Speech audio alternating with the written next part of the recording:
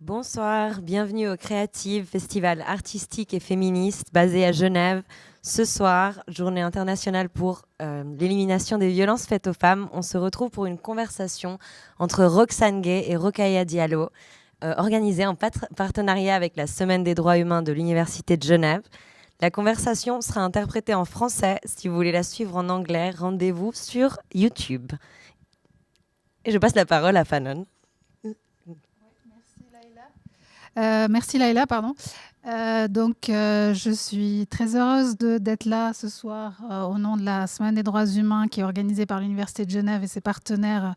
Donc, c'est un événement qui existe depuis 2013. Il a été lancé par Madame Micheline Calmiré et on en est donc à la 8e édition spéciale comme pour vous aussi, puisque toute la semaine se déroule en ligne. Elle a démarré lundi, elle se terminera vendredi. Et on s'associe donc aux créatifs depuis, c'est la deuxième année. Et pour les deux discussions qui ont lieu ce soir, celle qui a eu lieu tout à l'heure avec Judith Butler et Lorraine Bastide, que vous pouvez revoir en différé évidemment, et ce soir, là maintenant, avec Rokhaya Diallo et Roxane Gay. Je vous souhaite une bonne soirée.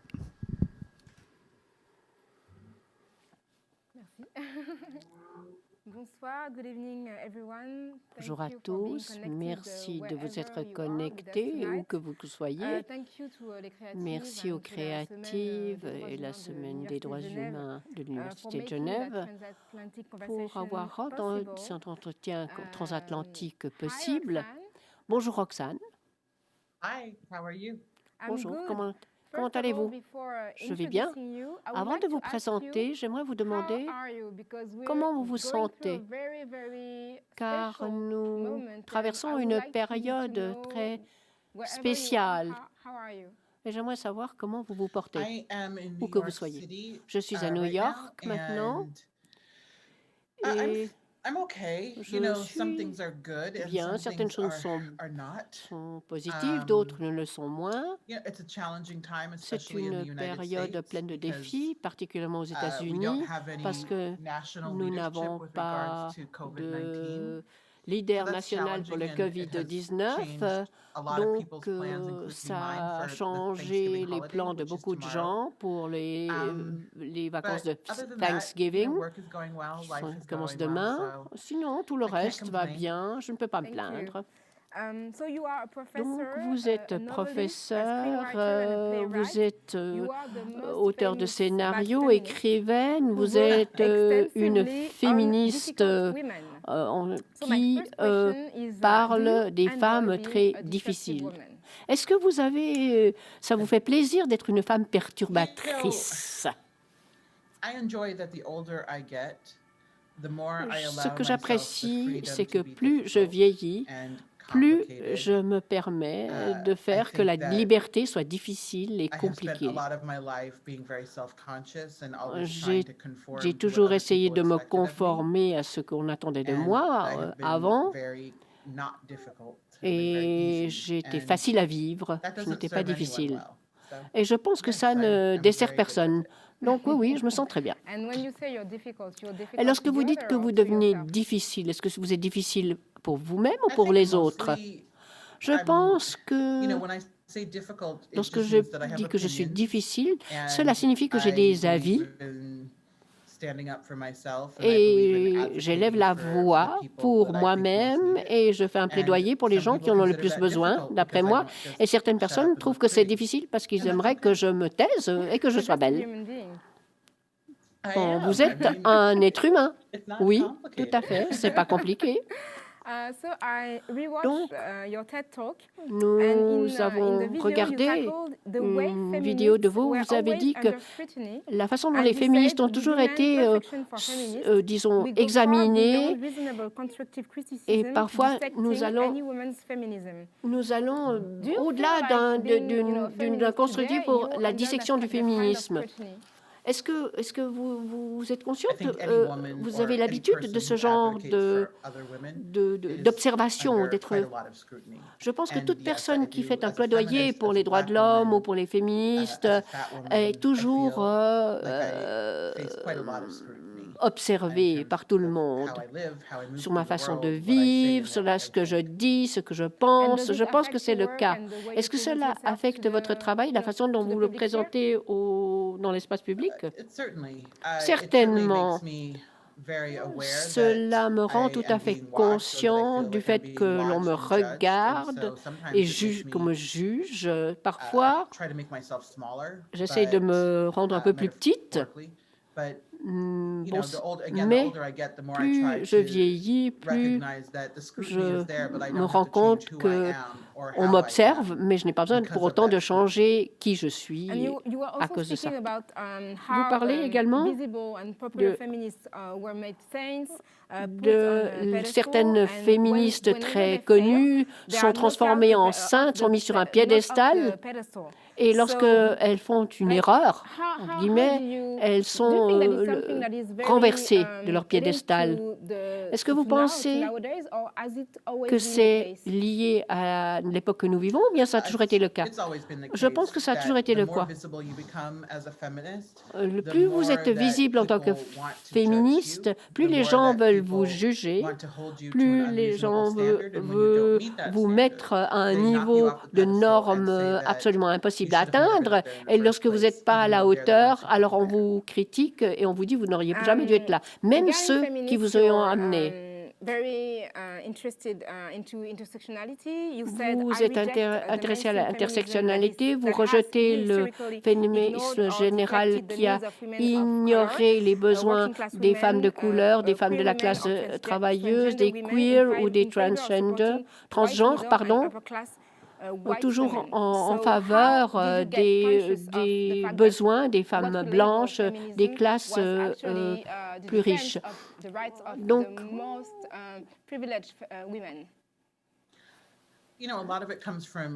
beaucoup de choses viennent de mes lectures. En lisant l'histoire du féminisme, les mouvements des suffragettes et d'autres mouvements à travers l'époque, surtout lorsque je regarde les années 60 et 70, lorsqu'on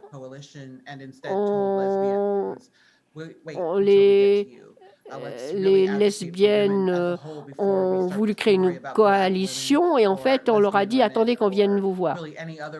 Donc, toute femme qui n'est pas une femme de classe moyenne blanche et hétérosexuelle n'a pas accès à beaucoup de ces mouvements et le féminisme général semble répéter les mêmes erreurs et de façon répétée. On avait ce genre de conversation en 1965, on l'a maintenant, on l'avait en 1920 et on se demande combien de temps ça va prendre pour que le féminisme général reconnaisse qu'il faut que nous élevions la voix ensemble, sinon on n'y arrivera pas. Est-ce que vous avez des attentes à l'égard du féminisme général? Est-ce que vous avez été déçu et ça vous a fait vous rendre compte qu'on repasse et on rabâche les mêmes questions?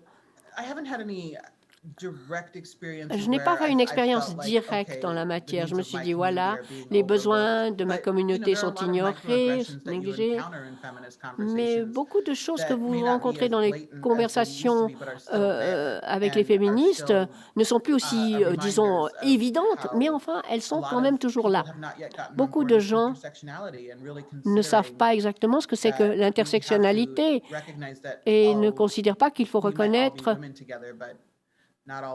Même si nous sommes toutes des femmes, nous ne sommes pas toutes les mêmes femmes. Le jour après l'élection de Joe Biden, vous avez lancé un tweet.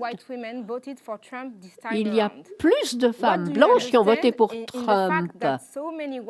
Et comment est-ce que vous pouvez comprendre que tellement de femmes blanches soutiennent un misogyne de sa trempe? Je pense que les femmes blanches, les femmes et les femmes blanches en particulier, n'ont pas envie de mettre en danger leur relation avec le pouvoir et elles n'ont pas envie d'énerver les gens qui ont le pouvoir. Elles ne veulent pas, disons, faire chavirer le bateau en votant pour quelqu'un d'autre que Trump. Et c'est très frustrant. Bien sûr, de voir que plus de femmes blanches ont voté pour Trump, ça veut dire qu'on n'a rien appris depuis 2016 et il n'y a pas eu de progrès accompli. Et beaucoup de personnes ont fait beaucoup de travail au cours de ces 4 dernières années pour essayer d'atteindre des communautés, et certaines ont été atteintes pour changer les choses. Mais quelle que soit la raison qui fait que ces femmes se sentent à l'aise avec la complicité du racisme. Mais du point de vue de l'Europe et de la France, nous avons vu différentes manifestations, la marche des femmes, beaucoup de femmes blanches qui sont sorties dans la rue et qui ont dit que c'était le moment de se réunir et de serrer les rangs. Et il y avait beaucoup de femmes fières de ces mouvements. Comment est-ce que vous pouvez expliquer qu'en dépit de cet élan, les femmes ont continué à voter en majorité pour Trump? Je pense que beaucoup de gens font une chose en public et une autre chose en privé. Et je pense que c'était très populaire de faire des démonstrations, de porter un chapeau. Mais nous ne savons pas, en fait, comment les gens ont voté ou ont décidé de s'abstenir. Et ça, c'est un problème.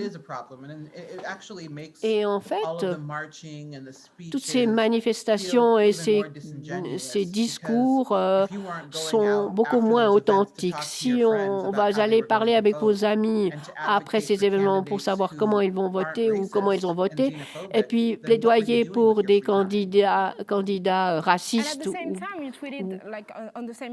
et suprémacistes, vous avez dit que 90% des femmes ont voté pour Biden, des femmes noires ont voté pour Biden.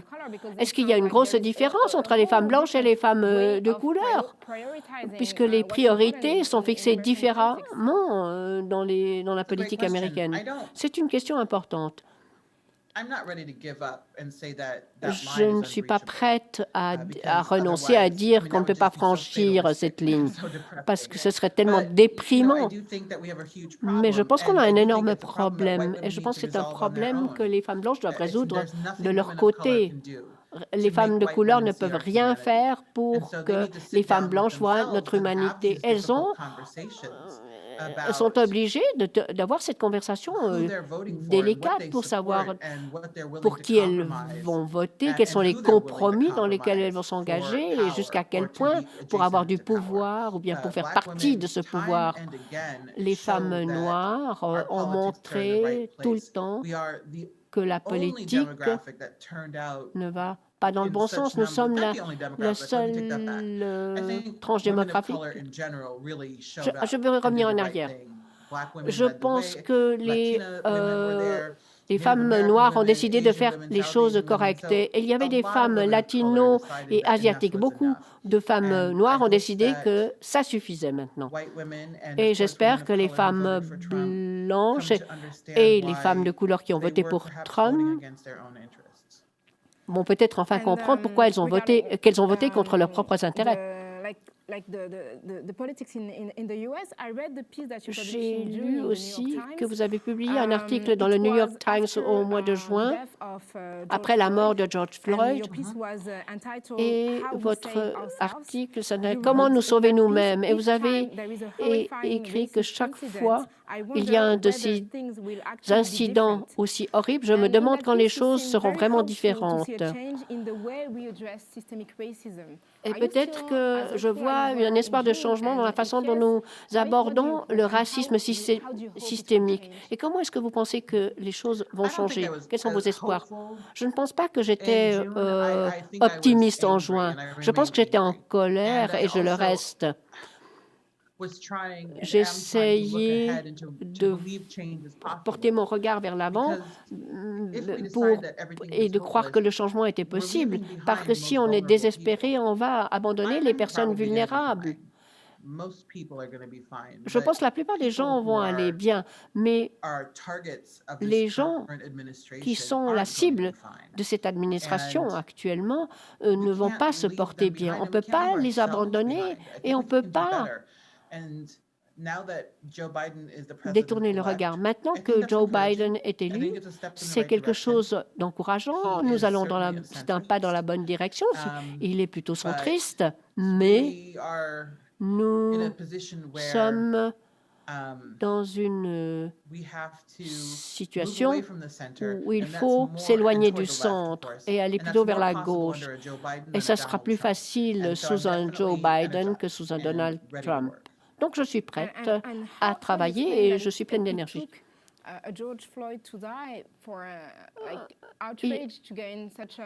Il a fallu que George Floyd meure pour qu'une si grande part de la population soit indignée. Quelle était la différence par rapport à ce qui s'est produit avant? Il y a déjà eu d'autres morts sous la caméra, sous l'œil de la caméra, des brutalités policières.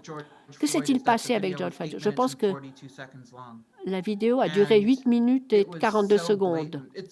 Et c'était tellement, mais tellement évident. Mais pour une fois, les Blancs ont dû reconnaître, mon Dieu, cet homme, il est là. Cet homme est resté 8 minutes avec son genou sur la gorge de George Floyd. Il regardait la caméra et il savait ce qu'il allait faire. Il savait qu'il n'allait pas en subir les conséquences. Les Blancs aiment mieux que les brutalités policières se passent hors caméra, ailleurs, de façon cachée. Et ils sont évidemment fâchés lorsqu'ils sont mis en face de cette brutalité. Et ça, c'est quelque chose qu'ils n'ont pas pu ignorer cette fois-ci. Je pense que c'est un sacrifice terrible de la part de George Floyd. Est-ce que vous pensez qu'avec la présidence de Biden, cela va changer la politique de racisme systématique? Il en a parlé directement de ce racisme systémique. Et pour moi, c'est quelque chose de très puissant en tant qu'Européenne, car nous n'entendrions jamais un leader européen parler de cela. Est-ce que vous pensez qu'au-delà des mots, il y aura un changement? Lorsque Barack Obama était président, il y avait aussi déjà Black Lives Matter.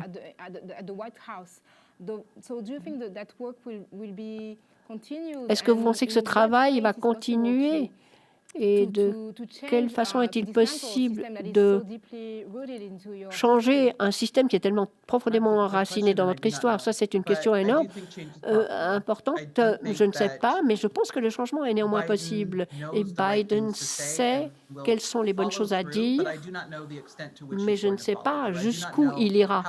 Je ne sais pas s'il sera radical. Peut-être qu'il ne sera pas du tout radical. Il va peut-être refuser la possibilité de limiter un peu les actions de la police. Donc, je ne suis pas très optimiste à cet égard. Mais je pense qu'il va reconnaître les choses. Il est rare d'avoir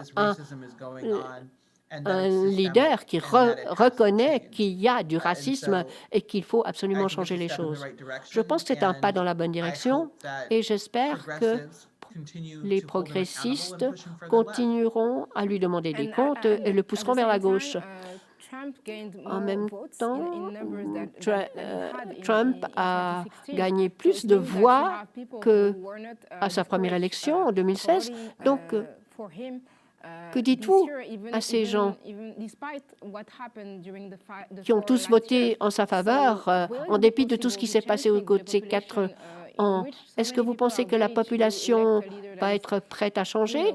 Une population qui élit un président raciste, homophobe? Aussi, je ne sais pas. Je ne sais pas. Je vous interroge comme si vous étiez le président, la présidente, mais vous êtes la première personne à qui je peux demander des réponses. Je ne sais pas.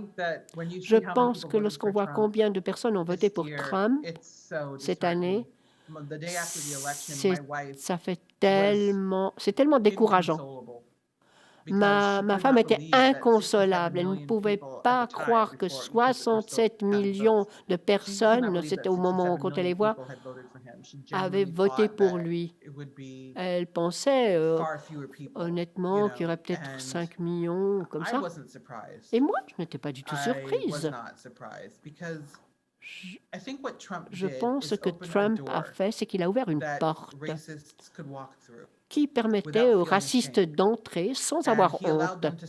Il leur a permis de sortir de l'ombre. Ils adorent ça. Lorsqu'on voit ça, ces meetings, ils adorent ça. Ils adorent être libres de dire ce qu'ils pensent et ne pas avoir à respecter des normes culturelles. Et c'est vraiment anarchique. Et ce n'est pas un bon signe pour l'humanité que tellement de gens soient si à l'aise à s'exprimer de la sorte. Je pense qu'il y a beaucoup de haine dans ce monde. On a vu ça dans beaucoup de pays, pas seulement aux États-Unis, mais au Brésil, même en France, qui est mon pays. Après la mort de George Floyd, l'indignation était mondiale. En France, on a eu des manifestations et les militants locaux ont saisi cette occasion pour confronter notre pays avec le racisme. Et je pense qu'en France, les journalistes ont l'habitude de couvrir très clairement ce qui se passe aux États-Unis, les hommes blancs, les hommes noirs, mais quand cela se passe en France, c'est la même chose pour d'autres pays en Europe, tout à coup, ça n'a plus rien à voir avec le racisme. C'est comme nous, on n'est plus raciste. Mais ça s'est passé en France, au Canada, en Italie aussi, un peu, dans une moindre mesure, parce qu'ils sont beaucoup plus ouvertement racistes. Mais les problèmes américains, on ne les a pas. Non, non, évidemment. Bon, le racisme, on le voit partout. L'Amérique a été fondée par les Européens. Donc voilà. Ces idéaux ont été exportés de notre continent. Donc nous avons beaucoup à faire avec ce qui se produit aux États-Unis. Est-ce que vous avez été surprise par la réponse après l'assassinat de George Floyd? La réponse qui s'est répandue comme une traînée de poudre à travers le monde et que ça a fait écho à beaucoup d'autres morts dans les pays, des morts de couleur noire. Moi, j'ai été très surprise par cette réaction et ça m'a beaucoup encouragée. Mais j'étais moins encouragée par la réponse internationale. J'étais plus impressionnée par la réponse internationale que par la réponse dans mon pays. Parce que enfin, les pays se penchaient sur leur propre racisme et leur propre xénophobie, leur propre homophobie. Ils sont tout aussi xénophobes que les États-Unis lorsqu'ils ferment leurs frontières, les pays européens. Ils sont juste un petit peu plus polis, ils prennent plus de forme. Mais on va voir ce qui se passe à partir de maintenant. Je passe à un autre sujet. Nous sommes le 25 novembre, c'est la Journée internationale pour l'élimination de la violence à l'égard des femmes. Qu'est-ce que signifie cette journée pour vous? Cette journée, c'est bien d'en parler de la violence contre les femmes à travers le monde, car il s'agit d'un problème qu'on trouve dans tous les pays, mais c'est frustrant de devoir tenir une telle journée. La violence contre les femmes est quelque chose de tellement commun qu'on a besoin d'une journée entière pour sensibiliser les gens à ce problème. Dans votre mémoire Hunger,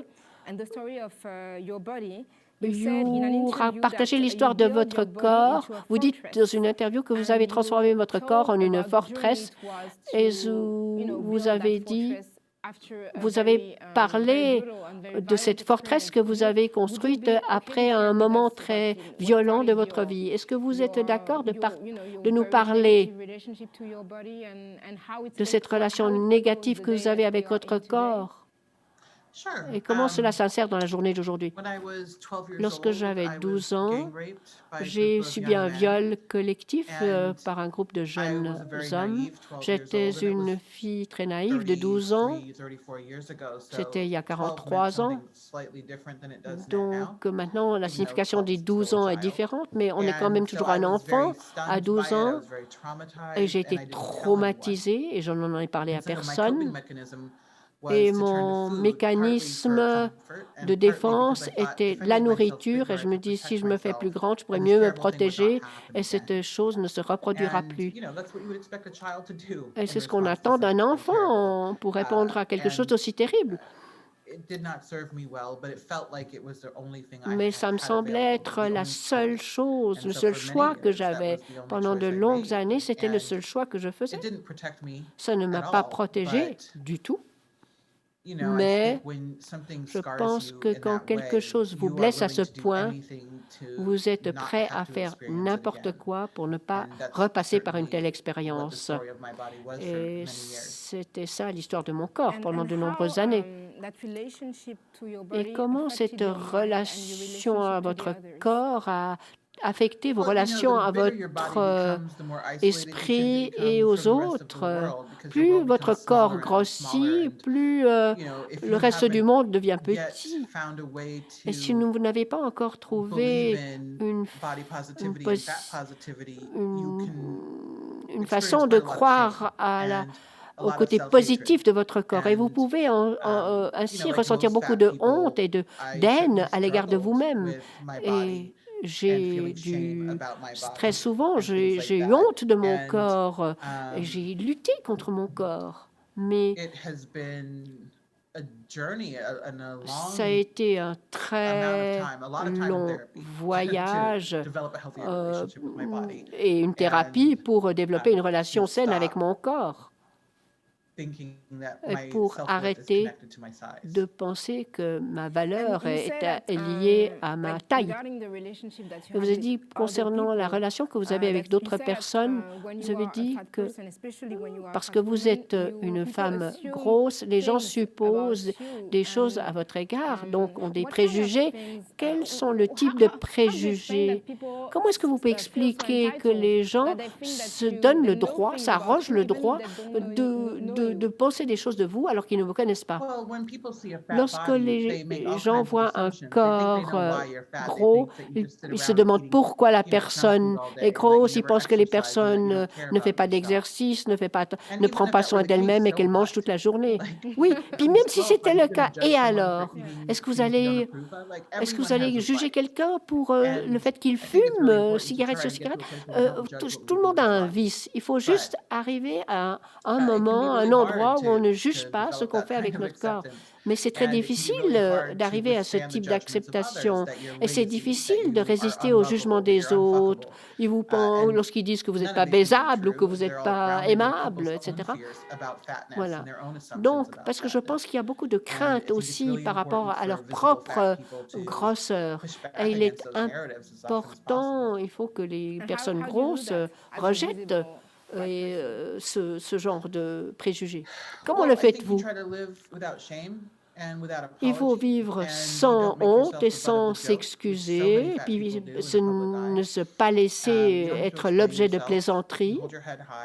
Vous marchez la tête haute. Vous essayez d'être aussi joyeuse que possible dans votre vie. Certains jours sont faciles et d'autres pas. Yes, absolutely. It's not special. We're going through the same up and downs. Comme nous passons par des hauts et des bas.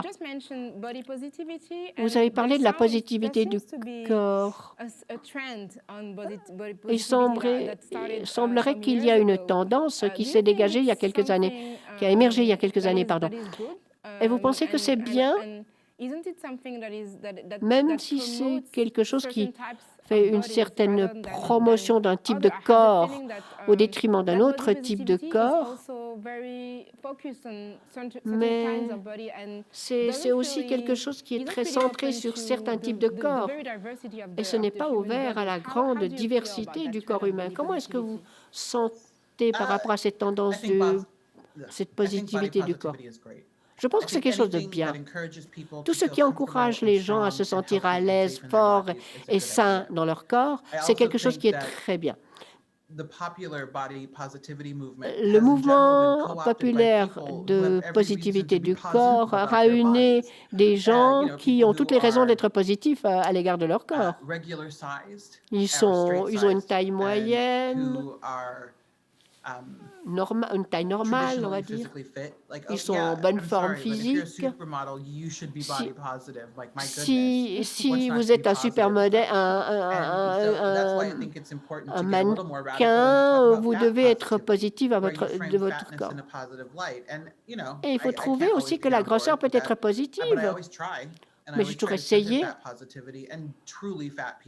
Et des gens vraiment gros, mais ce n'est pas des gens, oh, j'ai 5 kilos de trop. Non. Mais c'est important. N'importe quel mouvement se fait en quelque sorte rattrapé par d'autres mouvements.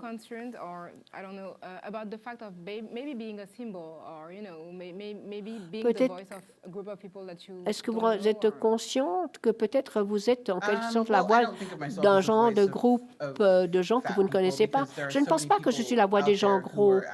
Il y a tellement de gens qui font ce travail de militants de la grosseur, si on peut dire. Moi, il m'arrive de temps en temps de dire des choses parce que je suis grosse. Mais on ne peut pas contrôler la façon dont les gens vous positionnent et vous jugent. Vous ne pouvez juste agir, et c'est ce sur quoi je me concentre. Vous êtes très engagé dans la promotion de la culture pop. Vous êtes la première femme noire à avoir fait une bande dessinée lorsque vous a pris contact avec vous. C'était une expérience extraordinaire. Comment est-ce que c'était? J'ai adoré écrire pour Marvel. Cette occasion qu'on m'a donnée d'écrire le monde de Wakanda. En fait, je me suis retrouvée dans un monde dont je ne connaissais pas grand-chose avant de participer au projet et d'écrire une bande dessinée sur des femmes lesbiennes noires qui ne meurent pas à la fin de l'histoire. C'est quelque chose d'extrêmement rare. Qu'avez-vous appris à travers cette expérience, puisque c'est quelque chose que vous n'avez pas fait avant?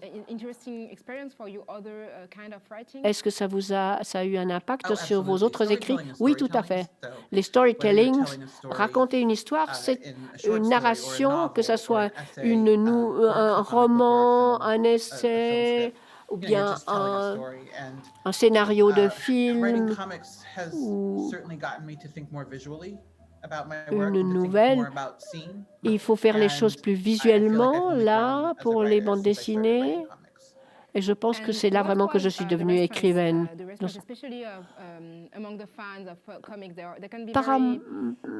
Parmi tous les fanas de bandes dessinées, il y a des exigences parfois par rapport aux histoires qui sont racontées.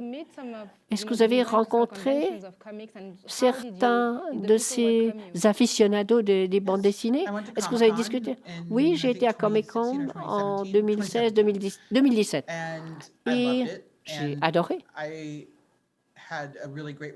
J'avais beaucoup de retours des fans des bandes dessinées. Mes fans sont très spéciaux. Les lecteurs de bandes dessinées blancs qui résistent au changement ne sont pas venus me trouver, ils ne sont pas intéressés. Moi non plus, je ne suis pas intéressée, je ne m'intéresse pas à eux. Donc, en général, la bande dessinée a une très bonne réception. J'étais très contente des ventes, j'étais très contente des retours. J'ai gagné un prix Eisner.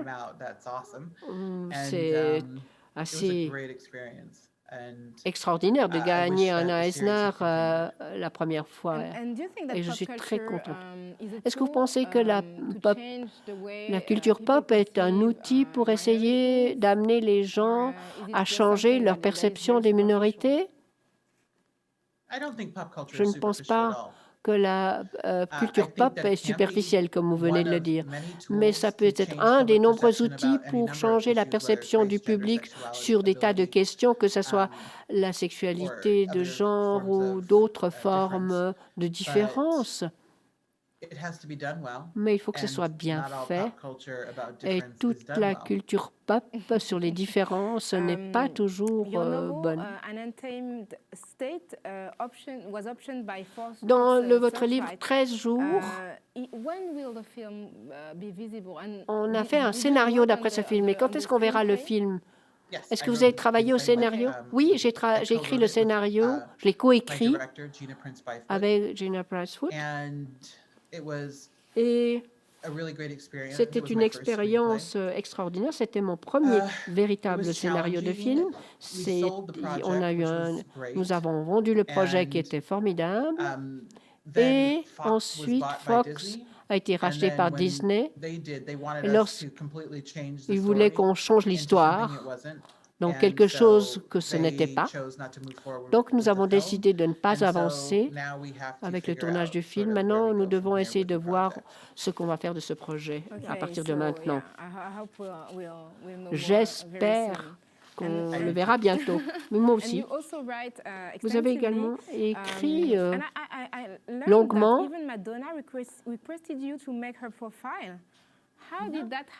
Vous avez avec il y a une artiste américaine, Marilyn Minter, qui est amie avec Madonna. Et il y a quelques années, elle a parlé de mon travail à Madonna. Et Madonna a commencé à lire Bad Feminist. Et ensuite, elle m'a demandé d'écrire sur elle pour le Harper's Bazaar. Comment est-ce que vous êtes entendu avec Madonna? Comme avec n'importe qui, c'est une personne. C'est une personne extrêmement connue, pour de bonnes raisons. Ça peut être intimidant, mais j'essaie de me souvenir juste qu'elle n'était qu'une femme. Elle a des défauts, elle est intéressante, elle est dynamique et je voulais en connaître au maximum. Est-ce qu'elle était heureuse de la définition que vous avez fait, du portrait que vous avez fait d'elle? Oui, je pense. Elle a tweeté là-dessus. Je pense qu'elle était contente. Est-ce que vous aimez les reality shows? Comment est-ce que vous arrivez à gérer le fait d'être une intellectuelle et d'adorer ces programmes de télévision qui sont considérés comme de la mauvaise télévision? Moi, je ne les considère pas comme de la mauvaise télévision. Je les considère comme de la bonne télévision. Beaucoup de gens, j'ai juge, mais beaucoup de gens regardent la Kaamelott à la télé, enfin des trucs mauvais. Mais c'est juste une distraction. Moi, je travaille beaucoup, je travaille de nombreuses heures, je travaille durement et j'aime bien m'asseoir à la fin de la journée devant la télévision à regarder un programme idiot. Je suis là pour ça, juste pour me détendre. Et qu'est-ce que vous regardez actuellement? Je regarde La fiancée des 90 jours et les Real Housewives de Salt Lake City. Je ne sais pas si on arrivera à les voir. Vous allez les regarder? Non, mais je ne sais pas si on arrivera à les regarder ici, si on y a accès. Mais probablement, je serai d'accord avec vous.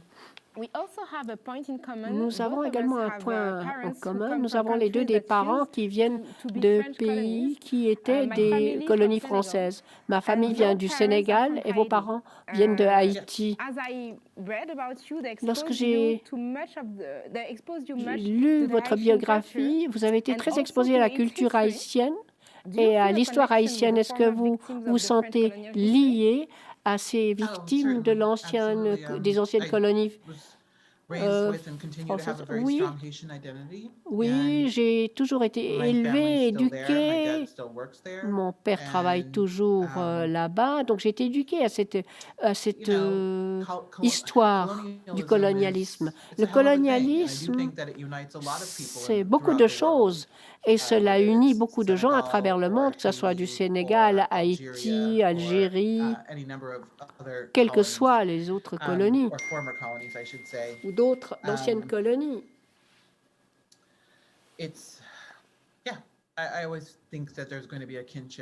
Je pense que là, il y a une certaine parenté entre ces différents endroits. C'était particulier parce que ça a été fondé par des anciens esclaves et c'était la première république noire.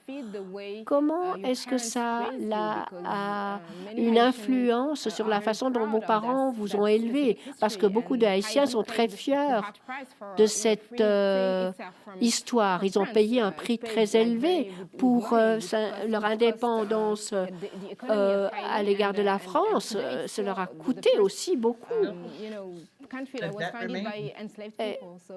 Donc, c'est des anciens esclaves. Comment est-ce que vous voyez cela? J'ai été élevé et on m'a fait dans l'idée que mes ancêtres étaient libres. Et ça fait beaucoup pour votre assurance. On a payé un prix très élevé qu'on continue à payer. Haïti a toujours encore sa dette à l'égard de la France et aucun président français qui dit qu'il était progressif dit voilà, on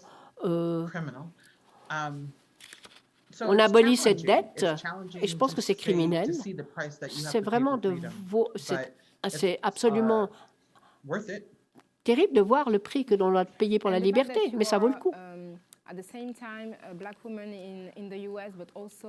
Mais vous voyez en même temps cette femme noire, fille d'immigrants, qui accède au pouvoir. Comment est-ce que cela vous met en lien avec les luttes menées par l'immigration? Oui, ça me lie à tout cela. On ne peut jamais assez dire à quel point on a de la chance de vivre une vie différente. Haïti est un endroit très compliqué. C'est un magnifique pays. Je suis très fière d'être originaire de ce pays, mais c'est un pays qui a été ravagé par des catastrophes environnementales. Le pays s'érode. Il y a très peu d'industrie locale parce que c'est une île et le tourisme était le moteur économique principal. Et lorsque les manifestations ont commencé et les révoltes ont commencé, et ça c'est cyclique à Haïti, le tourisme a diminué, il y a la corruption, il y a une pauvreté rampante.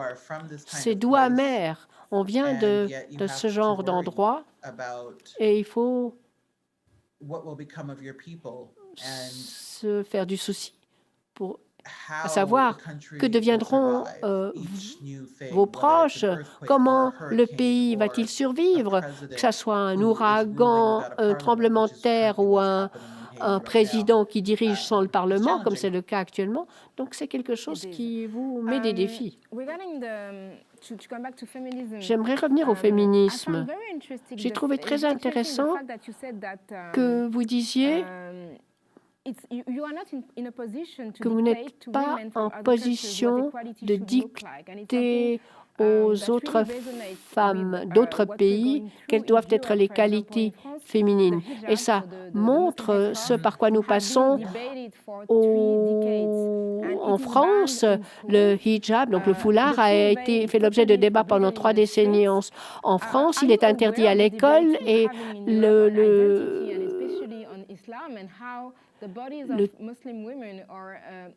est-ce que vous voyez que le corps des femmes musulmanes est toujours observé? Oui. Je comprends ce qui se passe, surtout en France. J'en suis le plus consciente, surtout avec les nouvelles mesures annoncées par Macron. Mais on peut débattre des mérites de ces idées sur le fait de contrôler l'identité islamique. C'est une chose qui ne devrait pas se passer. Et contrôler le corps des femmes, c'est une chose que de dire qu'on veut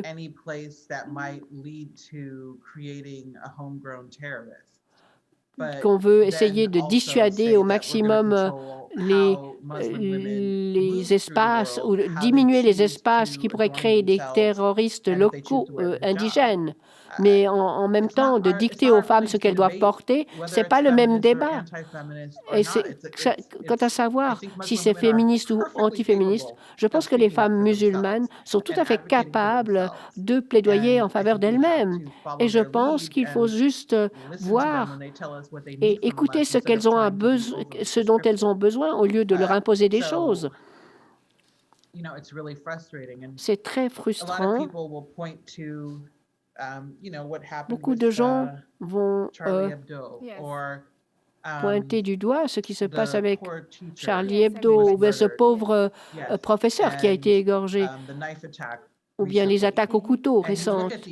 Et si l'on regarde ces choses, on se dit, mon Dieu, le problème c'est l'islam. Mais en fait, ce n'est pas l'islam, c'est le terrorisme.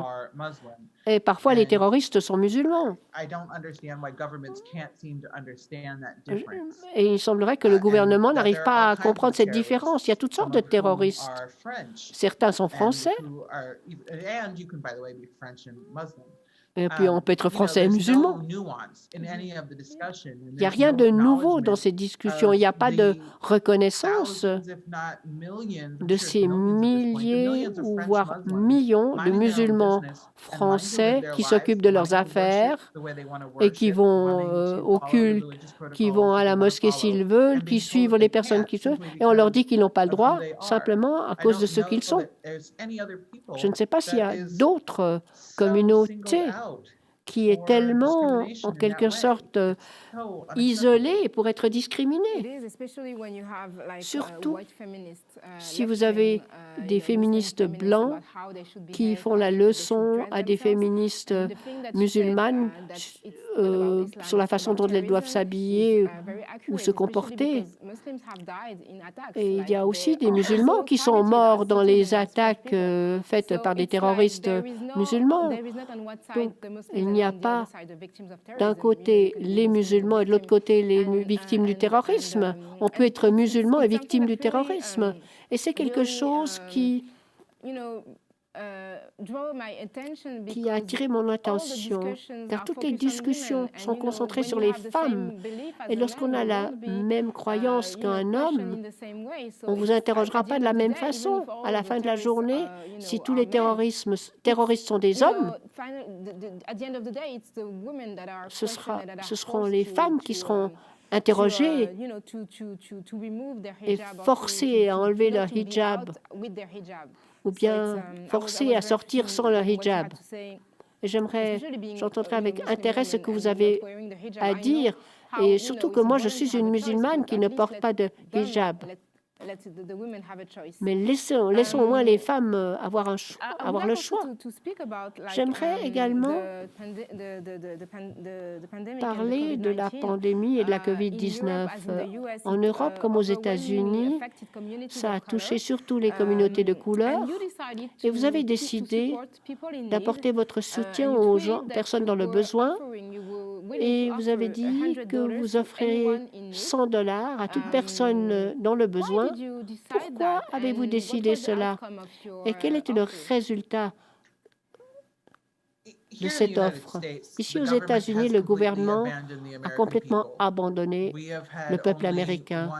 Nous avons eu une loi de soutien qui a passé.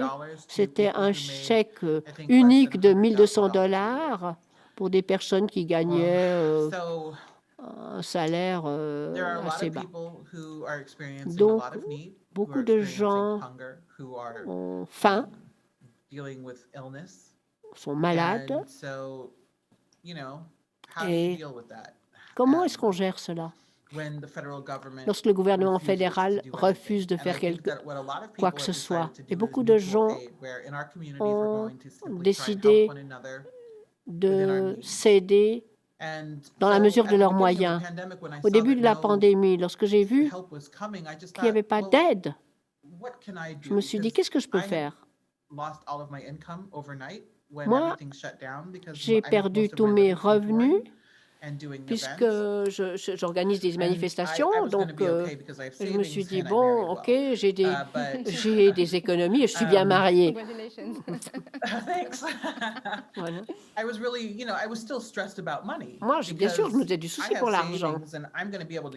J'ai des économies et je vais pouvoir survivre à 2020. Mais si les activités ne reprennent pas en 2021, là, j'aurai des problèmes. Bon, je peux me trouver un autre emploi. Mais enfin, je me suis dit, si moi, je suis stressée dans ma situation privilégiée, les gens qui vivaient au quotidien, qui dépendaient de leur salaire, à l'origine, je voulais donner ça à 10 personnes, et quand j'ai vu les besoins, j'en ai peut-être donné à 100 personnes. Sachant que les personnes pourraient payer une facture ou bien acheter quelque chose à l'épicerie ou bien maintenir l'électricité, je ne leur ai jamais demandé ce qu'ils feraient avec l'argent. Et s'ils veulent aller acheter de la tequila avec, tant pis, profitez-en bien. Mais c'était un autre écrivain, Chase Tarana, qui a lancé cette idée. Je me suis dit que je pouvais le faire, et c'est pour ça que je l'ai fait. J'ai une question venant du public que j'aimerais vous adresser. Est-ce que vous voyez des mécanismes similaires entre la grossophobie et le racisme? Oui, tout à fait. Le sectarisme aussi, c'est des mécanismes similaires, des personnes qui s'éloignent de ce qui a été décidé comme idéal. Certains préjugés sont plus acceptables que d'autres. En général, les gens reconnaissent que le racisme est mauvais. Mais pour la grossophobie, ils disent, voilà, vous n'êtes pas en bonne santé. Bon, mais qu'est-ce que ça peut vous faire que je sois en mauvaise santé? D'abord, je ne le suis pas. Mais même si je l'étais, ça ne vous regarde pas.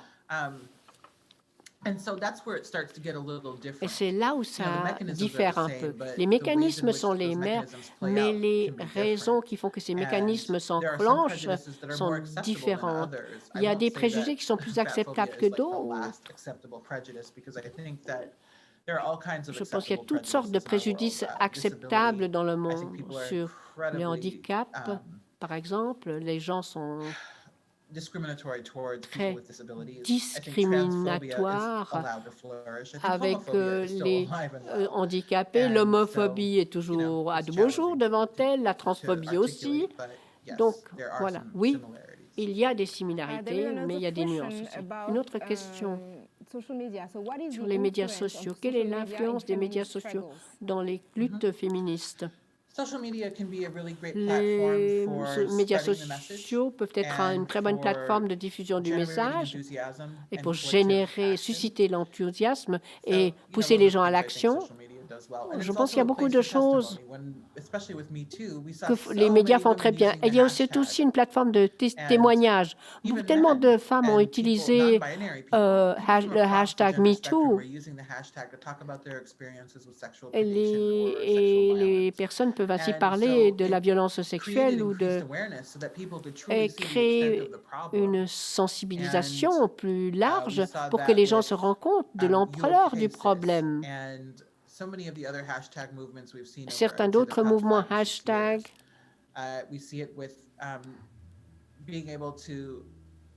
ont permis de parler des vies perdues. Breonna Taylor, qui a été assassinée par la police alors qu'elle était endormie dans son lit au Kentucky. Ces meurtriers sont toujours libres. Personne n'a été accusé de ce crime. Donc, ça permettait aux féministes d'attirer l'attention, parce qu'il n'y a pas tellement d'attention du public lorsque des femmes noires meurent que comme des hommes noirs meurent. C'est quand même pathétique qu'on doive dire cela. Et je dois le dire à haut et fort.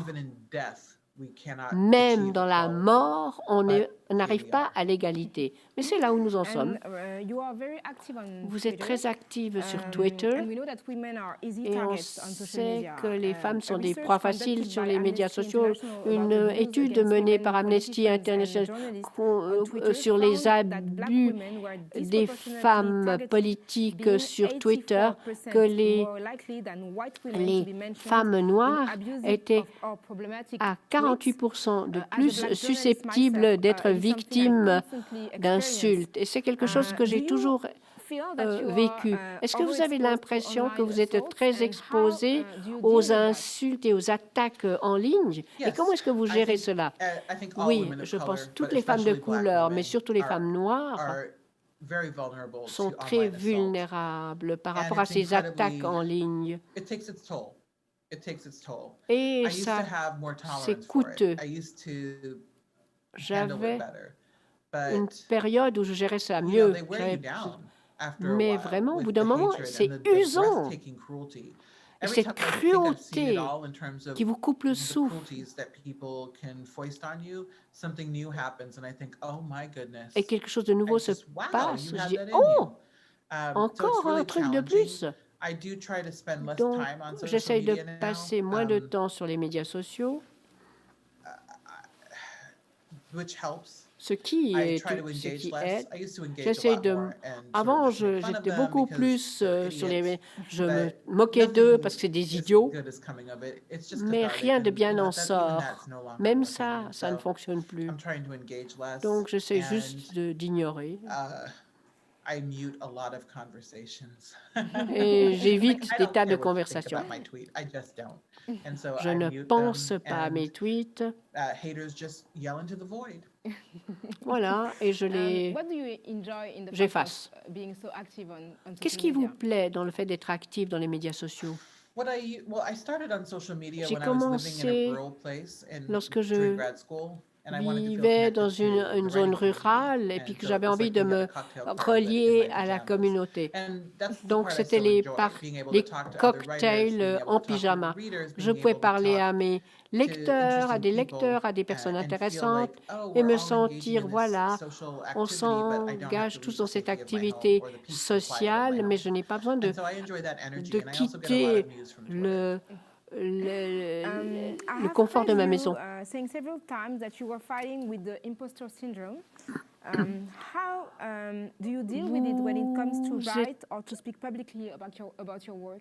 Donc, vous avez un syndrome. Qu'en est-il lorsque vous devez vous exprimer en public? Quelle que soit la publication à laquelle je contribue ou la prise de parole en public, nécessite beaucoup d'énergie. Et pour affirmer mes droits et qu'on me donne l'espace nécessaire. Parfois, j'arrive à travailler, même... Excusez-moi. J'ai ce syndrome post-traumatique, mais je fais quand même ce que j'ai à faire. Que signifie le succès pour vous? Bon, évidemment, il y a le succès financier est un marqueur du succès. La capacité de payer mes dettes et de payer mon hypothèque, mes dettes, de prendre soin de ma famille, des choses de ce genre. Pour moi, c'est un marqueur du succès. Mais d'être capable de contribuer à une communauté, de créer ou de publier des ouvrages où je peux payer un salaire équitable aux personnes qui écrivent, ou bien voir mes étudiants publier des collections de romans ou des collections d'essais. Voilà, ça c'est quelque chose qui me fait du bien parce que je me dis j'ai contribué à cela. J'ai des questions du public. Est-ce que votre relation au corps a changé depuis la publication de votre livre Hunger? Oui. Après avoir écrit ce livre et avoir passé par ce processus, j'ai dû vraiment me pencher sur certains de mes pratiques et de mes comportements. Je me suis vue comme la façon dont je traitais mon corps. Et donc, je me suis soumise à une chirurgie. Et 2 ans et demi, il y a 2 ans et demi, c'était une décision difficile à prendre, mais je me disais que je ne rajeunissais pas, j'étais en bonne santé, mais je me faisais du souci sur le fait que mes articulations n'allaient peut-être plus supporter cela. Mais maintenant, ça me frustre. Plus je maigris, plus je me sens bien. Mais c'est très difficile. Je suis vulnérable à la grossophobie. Mais plus je maigris, plus je fais le plaidoyer pour la positivité en matière de grosseur. Comment est-ce que vous faites pour vous sentir bien? La reality TV, ça c'est quelque chose que j'aime lire, j'aime faire la cuisine, parfois écrire. Avant, ça me faisait beaucoup de plaisir d'écrire. Maintenant, j'ai moins de temps pour le faire. Donc, c'est un peu plus stressant. Mais la cuisine, c'est quelque chose qui me relaxe beaucoup. J'aime faire la cuisine pour ma femme, pour nos amis. J'aime faire de la pâtisserie. Et le côté méditatif de suivre une recette peut être quelque chose de très relaxant. Parmi les militants, on entend de plus en plus parler que le soin de soi-même est quelque chose de très important et que c'est un outil de ce militantisme. Comment est-ce que vous vous sentez avec le fait que les gens accordent une telle importance à ce soin d'eux-mêmes? Je suis désolée. Le soin de soi-même, c'est quelque chose qui est un peu surfait. Mais je pense qu'un militant a besoin de ce soin de lui-même plus que tout autre, parce que si vous ne prenez pas soin de vous-même, vous n'allez pas être capable d'assumer votre lutte. Donc, dès que je vois de jeunes militants qui semblent être en train de se brûler, j'ai envie de leur dire, rendez-vous compte que vous n'allez pas sauver le monde en un seul jour et vous ne pouvez pas le faire seul. Donc, apprenez à partager le fardeau et prenez soin de vous-même et reconnaissez que vous avez besoin de repos et de vous détendre et de apprécier votre vie autant que quiconque d'autre.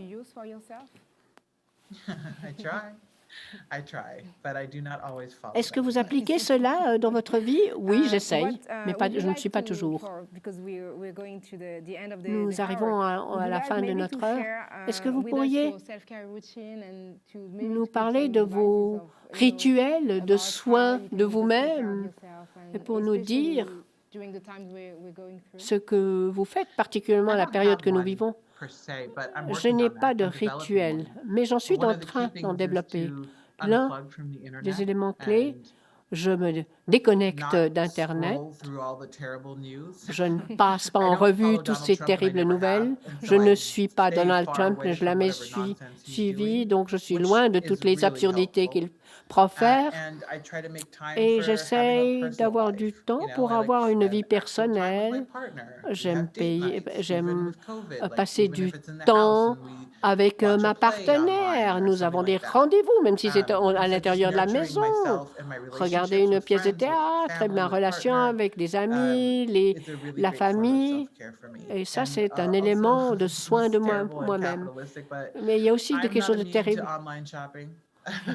Moi, j'aime bien faire des achats en ligne. C'est terriblement capitaliste, je le sais, mais j'achète beaucoup de choses idiotes en ligne. Oui, nous avons des excuses avec le confinement et avec la COVID. Est-ce que vous pourriez nous dire également quels sont les prochains sujets que vous allez traiter dans votre travail? Qu'est-ce qui vous intéresse maintenant? Et qu'est-ce qu'on va peut-être avoir la chance de lire parmi les choses que vous allez publier à l'avenir? J'écris un livre sur les conseils d'écriture et j'écris également un roman. Et je suis en train de faire une adaptation de Hunger pour un film. Et je travaille sur une bande dessinée, sur un programme de télé, et je suis en train d'adapter les mémoires de quelqu'un d'autre pour une série télévisée. Donc, il y a beaucoup de choses qui se passent. Est-ce que vous avez encore le temps de regarder des reality shows? Oui, oui. Je les regarde pendant que j'écris, en fait. Merci beaucoup, Roxane Gay. Thank you, Roxane. C'était un plaisir et merci d'avoir été avec nous. Pour moi, ça a été un privilège que d'avoir cette conversation avec vous. Merci.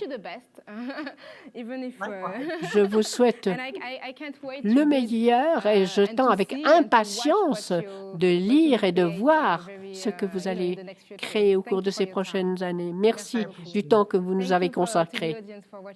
Merci aux spectateurs. Merci au public. C'était un grand plaisir de partager ce moment avec Roxane Gay. J'ai vraiment pris beaucoup de plaisir, après l'avoir beaucoup lu et entendu dans des vidéos sur Internet, de pouvoir échanger directement avec elle. Donc, c'était un plaisir. Merci aux créatives et merci à tous et à toutes.